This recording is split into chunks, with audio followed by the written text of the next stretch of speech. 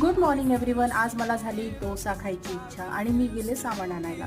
एक गोष्ट लक्षात ठेवा, जर मुंबईत येऊन तुम्हाला राहायचं असेल तर स्वतःची सगळी कामे स्वतःलाच करावी लागतात. जरी आपण घरचे कितीही लाडाचे असलो तरी इथे आपल्याला आपलं काम करावंच लागतं. अनूप जलोटांची एक गोष्ट सांगते तुम्हाला, जे सिंगर आहेत म्हणजे गीतकार आहेत. त्यांना प्रश्न विचारला असता की तुम्ही रियाज कधी करता, तर ते सांगतात दिवसाला 3-4 तास रियाज करतो.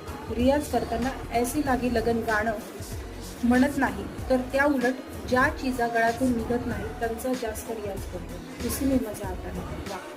ते सिंगर आहेत आणि एवढा रियाज केला तेव्हा कुठं जाऊन एखादं व्यक्तिमत्व बनतो येतं. आपण ॲक्टर म्हणून किती रियाज करतो याकडे आपण लक्ष दिलं पाहिजे. पॉझिटिव्हिटीसाठी अगरबत्ती लावली, छान सेंट येत आहे. मस्तपैकी माझा डोसा रेडी झाला आहे. आता मी मस्त डोसा टेस्ट करणार. वा, खूपच सुंदर झाला. तुम्ही पण बनवा.